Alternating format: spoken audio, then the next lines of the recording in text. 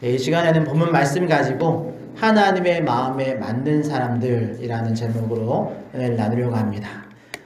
여러분들 혹시 오늘 본문과 제목을 미리 읽어보시고 이 본문으로 오늘 하나님의 마음에 맞는 사람, 다윗에 대해서 이야기하려고 하나보다 그렇게 예상하신 분들 계시죠? 네, 그런 분들 계시다면 80점. 네. 근데 아쉽지만 100점은 아닙니다. 왜냐하면 제목에 보면 사람들이라고 되어 있잖아요. 그래서 다윗과 함께 몇몇 인물들을 더 살펴볼 것이기 때문에 그런데요. 여러분, 다윗 하면 우리가 보통 사무엘상에 다윗의 이야기가 가장 많이 실제적으로 다윗이 살았던 그 시대를 기록하고 있는 역사서라서 사무엘상을 떠올립니다. 그리고 다윗 하면 오늘 제목처럼 하나님께서 내 마음에 맞는 자, 내 마음에 합한 자라고 그렇게 평가해 주시기도 했는데요. 여러분, 내 마음에 합한 자라는 표현을 제가 이렇게 검색해 보니까 예전에 원래는 나와야 되는데, 내 마음에 합한 자면 나와야 되는데 컴퓨터 돌려보니까 안 나오더라고요. 그래서 왜 안 나오지? 했더니 이게 옛날 개역 한글에서는 내 마음에 합한 자라고 표현되어 있었는데 개역 개정으로 새롭게 번역되면서 내 마음에 맞는 사람이라고 번역되어 있습니다. 그래서 제 컴퓨터에 내 마음에 합한 자라고 하니까 검색이 안 되다가 내 마음에 맞는 사람이라고 검색하게 나오더라고요. 그리고 이 내 마음에 맞는 사람이라는 표현이 저는 사무엘 상하에 나오는 줄 알았는데 오늘 우리가 읽으신 사도행전 13장 22절에 나오는 표현입니다.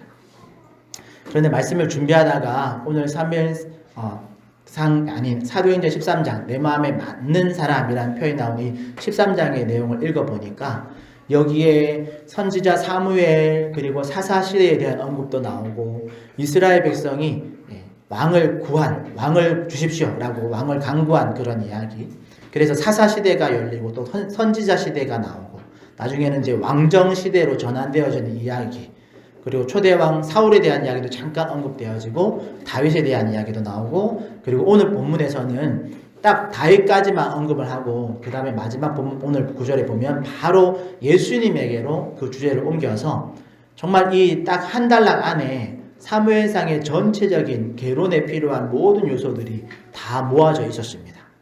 그러니까 그냥 인물들의 이름과 정함만 언급된 게 아니라 사무엘상의 큰 흐름, 그런 주제들이 오늘 본문, 우리 사도행전 13장 이 본문 안에 다 들어있더라는 거죠. 그리고 오늘 제목과 같이 그 안에 있는 내용에 보니까 하나님의 마음에 맞는 사람들의 이야기가 다 기록되어 있다. 그리고 사무엘상의 전체적인 개론을 아주 간단하게 요약해 놓은 부분이더라라는 거죠. 그래서 오늘 이 시간에는 이 사도행전 13장의 말씀을 읽었지만 그 전체에 있는 내용, 사무엘상 전체에 등장하는 주요 인물들을 우리가 비교하면서 정말 하나님의 마음에 맞는 사람들의 특징이 무엇인가 우리가 한번 살펴보고, 그리고 우리도 그런 하나님의 마음에 맞는 사람들로 살아가는 그런 지혜를 나누기를 소망합니다. 그 첫 번째 주제로 하나님의 마음에 맞는 사람들의 공통점이 있더라는 건데요.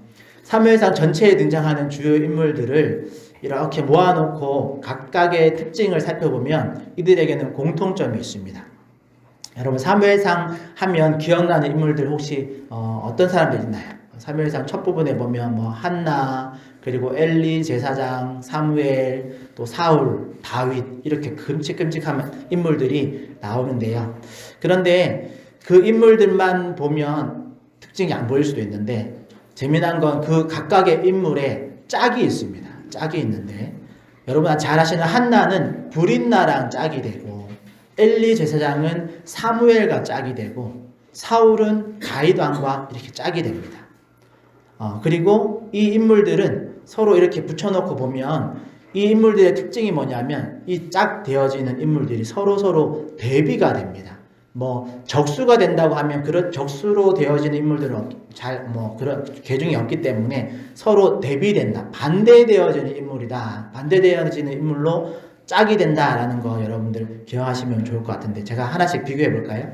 우리가 잘 아는 한나, 아이 없어서 하나님께 아들 주시면 하나님께 올리겠습니다. 이렇게 나실의 소원을 한 그 한나는 우리가 잘 아는 것처럼 브닌나라는 그 아내와 짝이 되어집니다. 한나는 자식이 없고 브린나는 자식이 있고, 그래서 서로 갈등 관계가 있는 인물로 대비되어지고, 엘리 제사장은 사무엘과 대비가 되어집니다.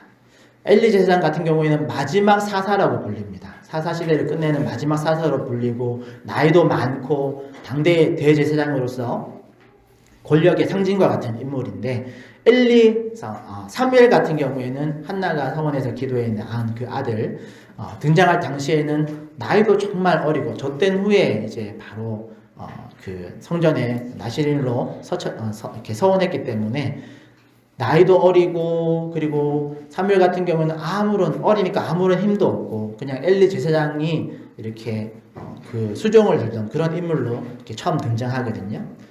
그렇지만 사무엘 같은 경우에는 사사시대의 종식과 함께 선지자 시대를 새롭게 여는 첫 번째 선지자가 사무엘이 되어지죠. 이렇게 엘리 제사장과 사무엘이 대비되어지는 것 있고요. 그리고 사울과 다윗 같은 경우에도 사울 왕 같은 경우에는 뭐 초대 왕이고 다윗은 이제 2대 왕인데 차이점은 그런 뭐 초대 왕과 2대 왕을 넘어서 외모적인 부분이나 어떤 성품적인 부분에서 완전히 다른 인물로 소개되어집니다. 사울 왕은 우리가 알듯이 이렇게 기름 부음 받고 그렇게 왕으로 기름 부음 받을 당시만 해도 누가 봐도 사울은 왕 될 상이다. 뭐 이렇게 외모를 가지고 성경에서는 사울이 누가 봐도 왕으로 그 나라의 대표할 인물로 세우는 것에 전혀 부족함이 없는 그런 외모적인 출중한 외모를 가지고 있었는데 반대로 다윗 같은 경우에는 부모가 딱 봐도 얘는 뭐 특별한 그런 거 외모적으로 뭐 자랑할 것이 없어서 그냥 양떼를 치는 그런 것들을 맡길 만큼 외모적으로는 사울과 이렇게 반대되어진 인물이죠. 그리고 성품적인 것을 비교해 보면 사울 왕 같은 경우에는 처음 세워질 때에는 그런 교만함이 아닌 겸손함으로 사람들에게 인정함 받지만 문제는 시간이 지나면서 그것들이 이제 부패되어지고 나중에는 하나님께 이렇게 노임을 받는 사울 왕직을 폐위를 받는 그런 모습까지 나아가죠.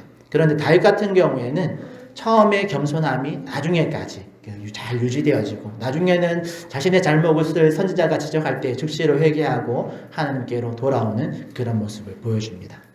이처럼 사무엘상에 등장하는 그런 주요 인물들은 서로 이렇게 대비되어지는 뜻들이 있더라. 그리고 하나님께서 그런 이 대비되어지는 인물들 통해서 하나님의 하나의 특징을 이 인물들의 대비를 통해서 이렇게 부각시키는데요. 인물들의 특징뿐만 아니라 이 인물들의 비교를 통해서 하나님의 하나의 특징이 부각되어지는데 그것이 바로 약한 자의 편에 서시는 하나님이더라라는 겁니다. 여러분, 이 표현은 그냥 하나님의 마음에 맞는 사람들이라는 주제로 이렇게 연결시켜서 생각해 보면 하나님의 마음에 맞는 사람들은 다 약자의 편에 서더라라는 거죠. 한나와 사무엘 같은 경우도 하나님의 편은 사람들이 약자의 편에 서는 것 뒷부분에 있는 거고 하나님의 마음에 맞는 사람들은 모두 약한 자더라라는 겁니다. 그 시작이 다 약했다라는 거죠. 한나부터 사무엘, 다윗도 다 그 시작은 아주 약자에서부터 시작했습니다. 한나도 본처이지만 한나가 첫 번째 본처이지만 그 아이를 못 낳는 그런 오랜 시간을 통해서 어려움을 당하죠. 한없이 약한 자의 위치에 섭니다. 그리고 분인나가 나중에는 격분시키기까지 하는데 하나님께서 그 마음을 한나의 그 약한 마음, 약한 자의 위치에 있는 그 마음을 하나님께서 들어주신 것이고 사무엘 같은 경우도 앞서 비교했지만 사무엘과 엘리 제사장을 비교하면 사실 사무엘은 정말 약한 자에 속하죠. 나이도 어리고 능력적인 부분에서 당시 엘리 대제사장과는 비교되지 않는 그런 약한 자의 위치에서 시작합니다. 다윗과 사울 같은 경우도 사울이 훨씬 강하죠. 다윗은 그냥 목동 출신의 그냥 한 명의 백성이었을 뿐입니다. 그런데 하나님께서 그 약한 다윗과 사울을 이렇게 비교하시고 나중에는 다윗을 더 들어 쓰시는 것을 볼 수 있습니다. 그러니 이 인물들의 비교를 해보면 모든 인물들, 하나님이 사용하신 모든 인물들은 약한 자에서부터 시작되었다라는 것.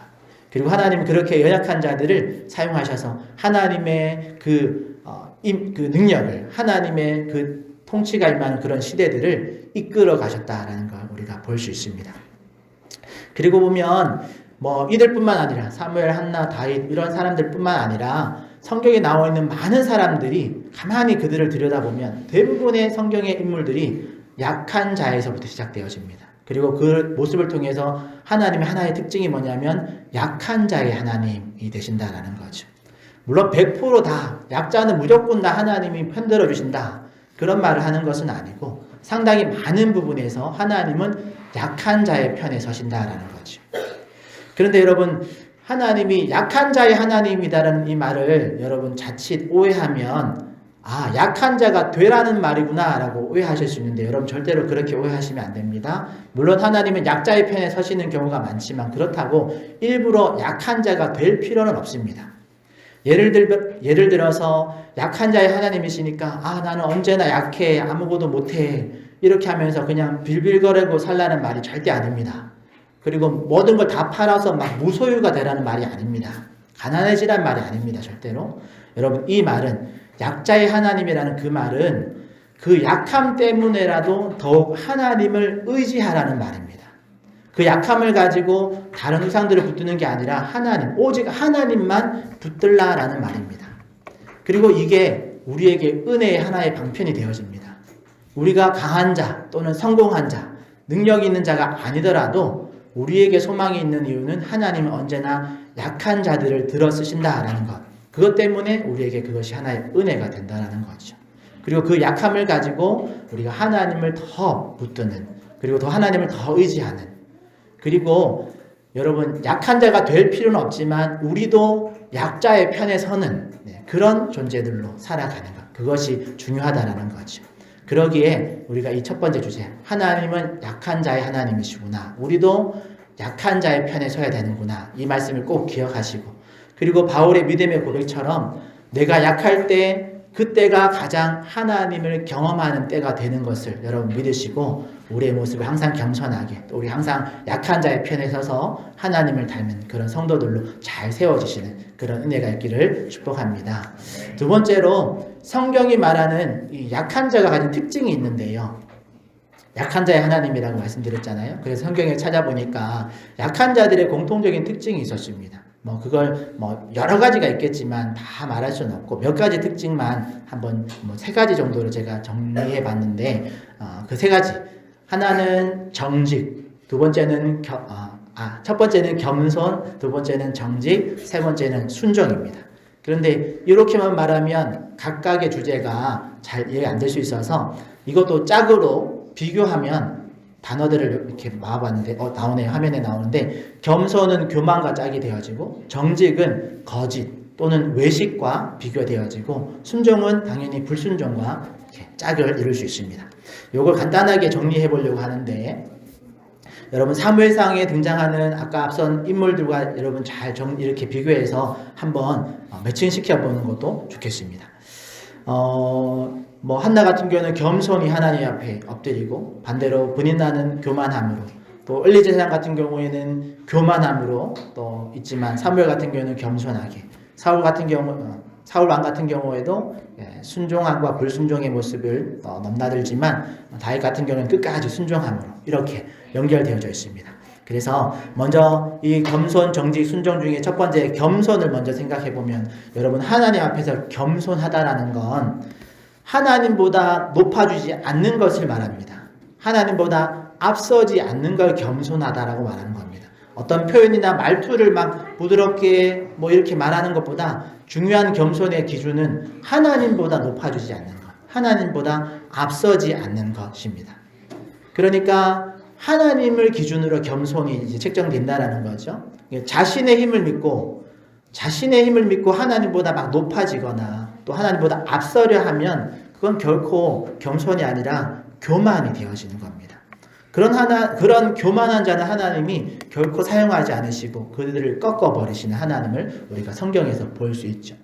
사울처럼 처음에는 겸손하다가 처음에는 그렇게 겸손하다는 인정함을 받더라도 이게 능력이 생기고 자신에게 권력이 생기고 인기가 높아졌을 때 교만함으로 스스로 높아져서 하나님보다 높아지고 하나님보다 앞서면 하나님이 꺾어버리시고 낮추시는 경우가 있다라는 거죠.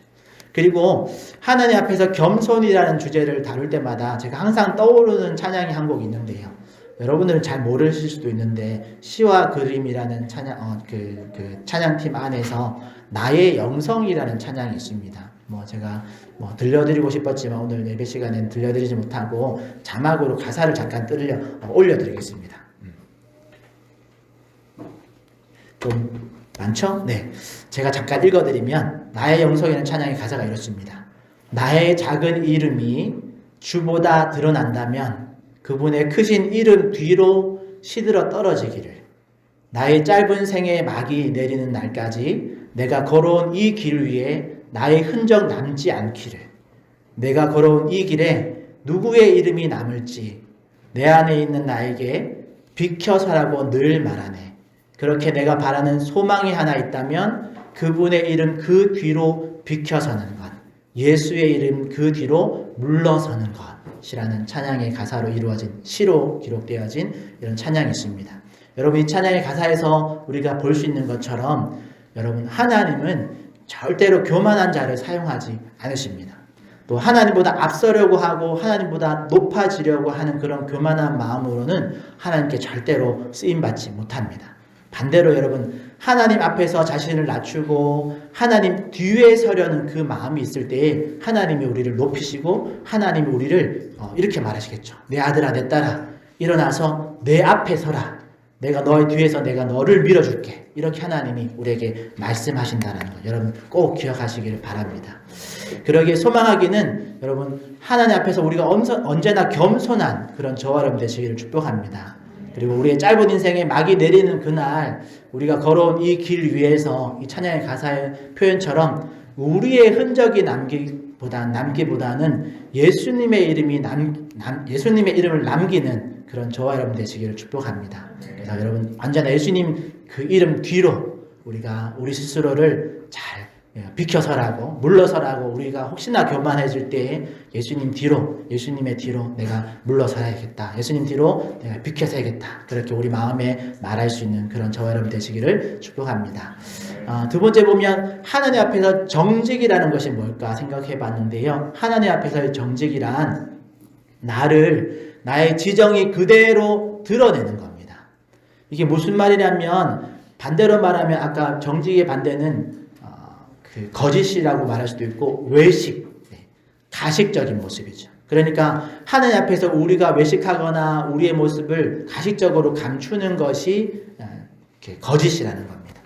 사실 하나님 앞에서 우리가 외식하거나 하나님 앞에 우리의 모습을 감춘다고 해서 감춰지지 않습니다.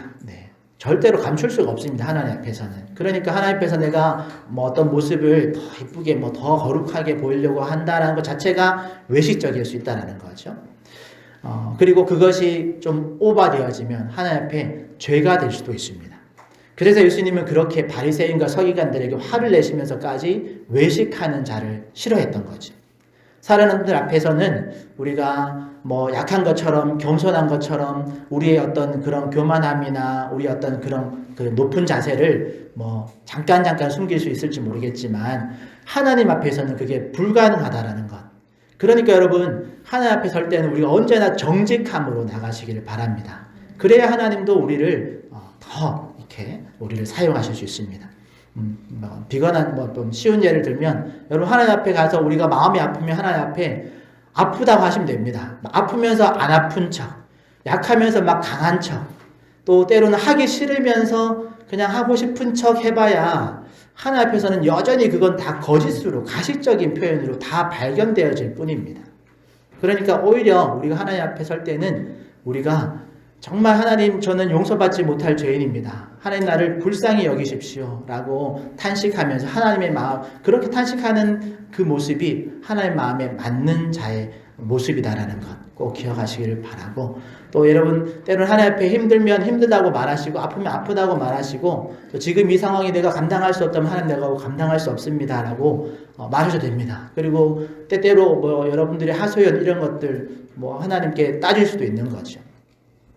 그리고 그렇게 우리의 아픈 마음 그대로, 답답한 마음 그대로를 가지고 하나님 앞에 정직하게 나아가시면 하나님께서 그런 정직한 우리의 모습을 품고 안아주시고 토닥여 주실 줄 믿습니다. 여러분, 시편의 수많은 탄식시와 우리가 잘 아는 고난 대표하면 욥기서를 볼 수 있는데, 욥기서에도 욥의 탄식이 엄청나게 나옵니다. 그러고 그런 탄식 시를 또는 욥의 탄식 이런 걸 볼 때 우리가 종종 이런 생각을 합니다. 하나님께 저렇게 말해도 되나? 저렇게 하나님 앞에 대놓고 불평해도 되나? 정말 하나님께 저렇게 바락바락 대들어도 되나? 싶은 그런 마음이 종종 들기도 합니다. 그런데 여러분, 하나님은 그런 욥을 무한히 넓은 가슴으로 품어주시는 하나님입니다. 오히려 욥이 그 고난 속에서 그 어려움 속에서 하나님을 떠나지 않고 하나님께 나와서 하나님께 탄식하고 하나님께 따지는 걸 하나님이 오히려 받아주십니다. 왜냐하면 하나님을 떠나지 않고 하나님께 나오는 거니까요. 그래서 하나님도 욥을 그 믿음을, 그 고백을, 그 탄식을 인정해 주시죠. 물론 오랜 침묵하시면서 응원해 주셔서 욥과 친구들의 논쟁 속에서 약간의 오해를 사기도 하지만 그럼에도 불구하고 하나님께서는 욥기서 우리 후반부에 보면 하나님이 욥의 탄식을 보고 막 욥 너 어떻게 그렇게 말할 수 있냐 이렇게 하지 않으시고 오히려 친구들에게 너희들 왜 욥을 이렇게 몰아세우느냐라고 책망하시죠. 그리고 욥의 말은 틀린 게 없다라고. 그 틀린 게 없다라는 말이 욥이 표현한 그 표현들이 좋다 이런 말 하는 게 아니라 욥은 나에게 정직하게 자신의 감정을 다 드러낸 것뿐이다. 오히려 친구들 너희들이 나에 대해서 모르면서 나에 대해서 아는 것처럼 그렇게 말한 것들에 대한 책망을 하시는 거죠. 그리고 나중에 욥이 깨닫습니다. 여러분 욥기 42장 5절 말씀 한번 띄워주시면 같이 한번 읽어봤으면 좋겠는데요. 욥이 그 고난과 탄식을 통해서 하나님이 응답하신 걸 경험하고 나서 이런 고백을 합니다. 같이 읽어보겠습니다. 시작. 내가 주께 대하여 이제는 눈으로 배웠나이다. 아멘. 여러분 이 깨달음이 그냥 하나님 앞에 아프면서 안 아픈 척 고난 속에서 그래도 할만합니다 이렇게 해서 받은 게 아닙니다. 욥은 자신의 감정을 다 정직하게 하나님께 드러내고 또 정말 이해되지 않는 상황 하나님 왜 이러십니까? 라고 하나님께 질문하면서 얻어낸 대답입니다. 나중에 그 모든 과정을 통해서 하나님이 자신을 죽이려고 하신 게 아니라 자신의 믿음을 확인하시고 또 하나님에 대한 이 이해의 폭을 넓히기 위해서 이렇게 하신 거구나라는 걸 깨닫고 나서 이렇게 대답하는 거죠. 내가 과거에는 소문, 귀로만 듣던 하나님이었는데 이제 하나님을 만나고 하나님의 그 뜻을 알고 나니까 내가 주님을 눈으로 보는 것처럼 이제야 하나님을 대해서 확실하게 알겠습니다 라는 믿음의 고백을 하는 거죠. 이 깨달음 여러분 결코 그냥 묻지도 따지지도 않고 그냥 무조건 감사합니다 해서 얻은 그런 고백이 아닙니다. 자신의 아픔과 그런 답답함을 하나님께 직접 다 털어놓고 그리고 하나님이 그 탄식에 대해서 반응해 주셨을 때 그리고 그 탄식 속에서도 하나님을 결코 떠나지 않고 끝까지 하나님 앞에 나갔을 때 하나님과 더 친밀한 교제를 통해서 하나님을 알게 되어지고 나서 터져나온 고백이다라는 거죠. 그냥 세상도 다 아는 그런 권성징악의 하나님을 넘어서 의인의 고난, 의인의 약함을 사용하셔서 하나님이 선으로 이루어 가시는 거구나. 그렇게 하나님을 경험하면서 알아가는 것이 정말 하나님 앞에 정직하게 하나님 앞에 순수하게 나갔을 때 얻게 되어진 깨달음이다라는 겁니다. 그러기에 우리가 생각하는 것보다 하나님은 더 크시고 또 무한하신 그런 자비의 하나님이시다라는 것, 그 하나님이 우리의 아빠 아버지가 되신다라는 것, 그리고 그만큼 우리가 가깝고 허물 없는 관계가 우리와 하나님과의 관계라는 것 여러분 꼭 기억하시고 그런 하나님 앞에서 우리가 무엇을 감추겠습니까? 무엇으로 나를 포장하겠습니까? 그리고 포장한들 감춰지지 않고 포장할 수 없습니다. 그러니까 그냥 여러분 우리의 모습 그대로 정직함으로 하나님 앞에 나아가는 그런 저와 여러분 되시길 축복합니다. 그럴 때 하나님께서 우리의 그 부족함도 우리의 그 상처 입은 모습도 하나님께서 만지시고 그리고 그 상황을 통해서 하나님의 완전하심을 우리를 통해서 경험하게 될 줄 믿습니다. 세 번째로 우리가 순종에 대해서 생각해 보려고 하는데요. 우리가 하나님 앞에서 순종이라는 것은 하나님의 말씀을 청종하고 그 말씀대로 행하는 것이 순종입니다. 여러분 그냥 대답만 하고 네 할게요 해놓고 행동으로 옮기지 않는 건 순종이 아닙니다. 그건 또 다른 거짓일 뿐입니다. 대답만 하고 행동 안 하면 거짓말한 것 뿐이죠. 그러니까 우리가 어떤 말씀을 듣고 깨달은 바가 있다면 그래서 이 말씀에 순종해야겠구나 라고 여러분 마음에 그런 마음이 들었다면 그냥 머릿속에만 두고 마음으로만 생각하고 있다가 그냥 넘어가면 안 되겠죠. 그것이 행동으로 옮겨질 때 비로소 순종이 됩니다. 그리고 그렇게 순종할 때 그 말씀이 내가 경험한 말씀, 즉 내 말씀이 되는 겁니다. 그리고 내 말씀으로 순종하면 그렇게 순종하면서 나가면 하나님의 마음에 맞는 자로서 하나님의 사명을 감당하게 되어지는 겁니다. 그러니까 여러분, 순종은 그냥 마음가짐이 아닙니다. 순종은 마음의 상태가 아니라 행동입니다. 순종은 행동하는 겁니다. 그래서 순종은 눈에 보일까요? 안 보일까요? 하나님의 말씀에 순종한다. 저 사람 하나님의 말씀에 순종한다. 불순종한다가 눈에 보일까요? 안 보일까요? 보입니다. 왜냐하면 순종은 마음 상태가 아니라 행동으로 드러나는 것이기 때문에 순종한다라는 건 눈에 보이는 겁니다. 그리고 그렇게 순종하는 자를 통해서 하나님의 말씀이 우리의 눈에 보입니다. 그 눈에 보이는 것이 순종이다라는 것. 소망하기는 우리 모든 성도님들이 이런 크고 작은 순종을 통해서 우리 화정충영교회에 정말 크고 작은 하나의 말씀이 이루어지는 일들이 눈에 보이는 그런 은혜가 넘치기를 축복합니다. 끝으로 이렇게 약한 자, 또 겸손한 자, 정직한 자, 순종한 자들에 대한 기록을 보면서 이 모든 것이 하나로 종합되어지는 하나의 단어가 있었는데요. 결국 이게 구약에서 말하는 거룩이라는 단어와 연결되어져 있습니다. 그러니까 하나님이 사용하시는 하나의 마음에 맞는 자, 하나님이 쓰시는 사람은 종합해보면 거룩한 자를 하나님이 사용하시더라라는 거죠. 그래서 세 번째로 생각해볼 주제가 하나님의 마음에 맞는 사람들은 거룩한 사람들이다라는 겁니다. 여러분, 세상 속에 있지만 세상과 구별된 사람들, 또 세상의 상식은 이렇게 해야 된다라고 말하지만 하나님의 마음에 맞는 사람들은 그런 세상의 법이 아닌 하나님의 법으로 살아가는 사람들이다라는 거죠. 때로는 그 방법이 세상의 상식으로 봤을 때는 그 방법이 정말 어리석어 보이고 미련해 보이고 때로는 약해 보이고 때로는 정말 광신자처럼 보일 수도 있습니다. 그러나 여러분, 하나님의 마음에 맞는 사람들은 세상이 말하는 기준에 개의치 않고 하나님의 말씀의 기준에 순종하면서 세상 속에서 구별되어진 거룩한 삶을 살아가는 자들입니다. 여러분, 세상은 약한 자를 좋아하지 않습니다. 세상은 그냥 강하고 높은 사람, 그 사람에게 어떻게든 친구가 되려고, 그래서 어떻게든 자기도 높아져야 된다라고 말합니다. 여러분, 세상은 열심히 돈 벌어서 그 돈으로 나보다 더 높은 사람, 나보다 더 성공한 사람, 더 능력 있는 사람과 친구가 되어야 된다. 그래야 너도 높아지고 너도 더 능력이 생긴다라고 가르칩니다. 하지만 여러분, 성경은 우리가 오늘 보았던 그 성경 속의 하나님은 약한 자의 편에 서주시는 하나님이십니다. 그리고 예수님은 이 땅에 오셔서 실제 삶으로 보여주신 삶을 보면 죄인의 친구로, 약한 자의 친구로 불리셨던 분이 예수님입니다. 여러분, 예수님은 부자 청년에게 이렇게 말한 적이 있습니다. 너의 소유를 다 팔아서 가난한 자들에게 나눠주고 너는 나를 따르라 라고 명령하신 적이 있습니다. 여기서도 소유를 다 팔아서 나눠주고 너는 거지가 되라고 말하신 게 절대 아닙니다. 앞서 말씀드렸던 것처럼 이 말은 어떤 면에서 예수님이 성육신 하셔서 직접 자신의 그 하늘 보좌를 내려놓으시고 이 땅에 오신 모습을 빗대어서 말한 겁니다. 너도 그 부자라는 자리에서 내려와서 약한 자의 편에 서주라라는 말이죠. 그리고 그 부유함을 내려놓고 예수님을 따르고 오직 하나님을 의지해서 살아가라라는 그런 가르침입니다. 그러니까 세상과 다른 방법으로 지금 살아갈 것을 가르치신 거죠. 여러분, 세상은 성경의 방법대로 살면 세상에서는 성공할 수 없다라고 가르칩니다. 예, 그 말이 어떤 면에서는 일부분 맞습니다.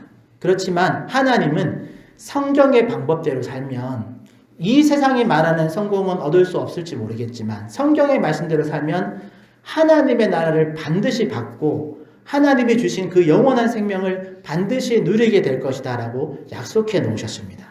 그러니 여러분, 세상이 말하는 방법으로 사는 것이 아니라 우리는 성경이 말하는 하나님이 말씀하신 그 말씀대로 우리의 마음을 하나님이 기뻐하시는 하나님의 마음에 맞는 사람들로 살아가시는 그런 저와 여러분 되시기를 축복합니다.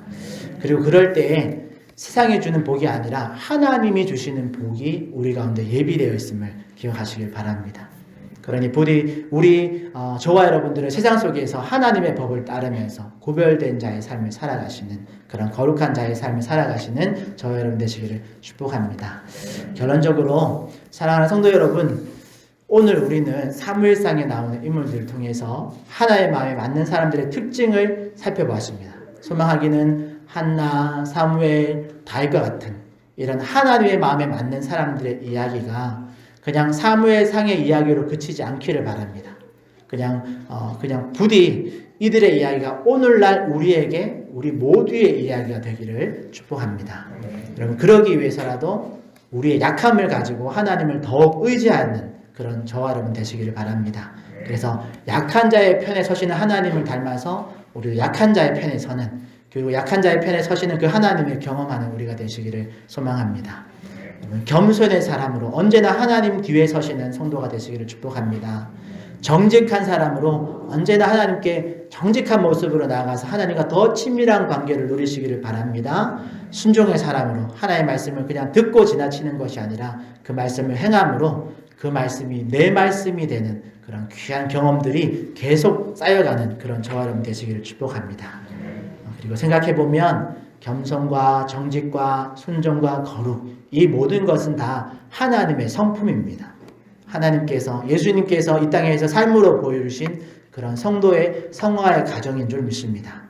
그러니 세상이 보기에는 약한 자 같지만 하나님 보시기에는 하나님의 마음에 맞는 사람이다라는 것 여러분 꼭 기억하시고, 그러기에 세상과 구별되어진 거룩한 사람들의 그런 이야기가 오늘 우리 화정충영교회 모든 성도들의 이야기가 되시기를 예수님의 이름으로 축복합니다.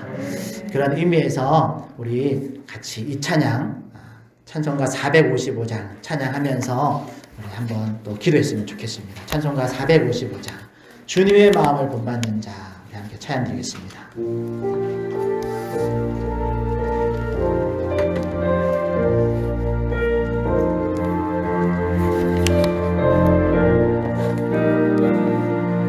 주님의 마음을 본받는 자, 그 마음의 평강이 찾아오니 험악한 세상을 이길 힘이 하늘로부터 임함이로다. 주님의 마음 본받아 살면서 그 거룩하신 나도 이루리.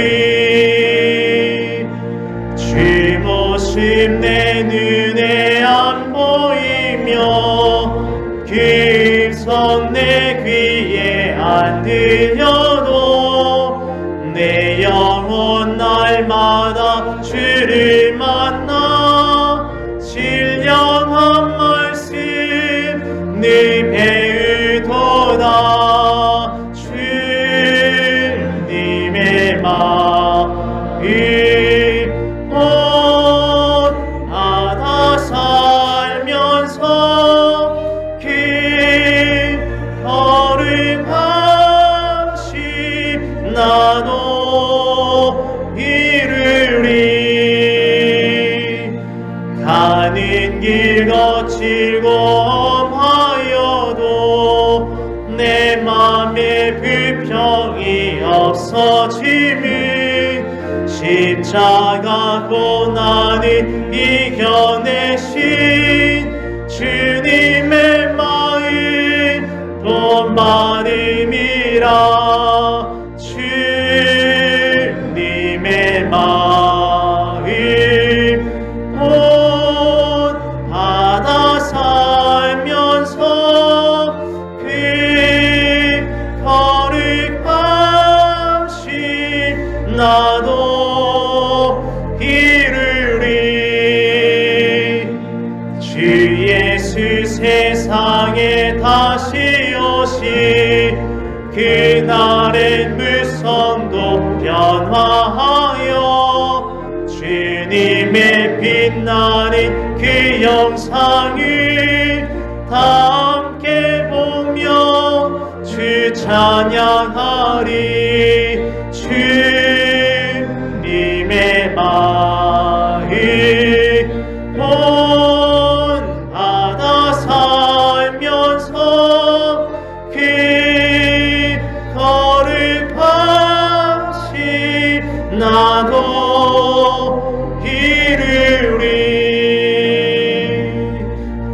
우리 한번 합심해서 기도했으면 좋겠습니다. 말씀드린 것처럼 우리가 하나님을 닮아서 약한 자의 편에 서는 우리들 다 되게 해달라고, 그리고 겸손하게 또 정직하게 또 주님 말씀 순종할 수 있는 우리를 다 되게 해달라고, 그리고 우리 화정청년교회 공동체가 정말 세상 가운데서 거룩한 그런 귀한 삶을 살아가는 우리 한 사람 한 사람 다 되게 해달라고 말씀 생각하시면서 여러분들 입술로 하나님께 기도하며 나갔으면 좋겠습니다. 우리 주님 한번 찾고 통성으로 기도하며 나가겠습니다. 주여 하나님 감사합니다. 주님, 우리가 주님의 모습을 더 닮아가길 원합니다. 주님 마음을 본받기를 원합니다.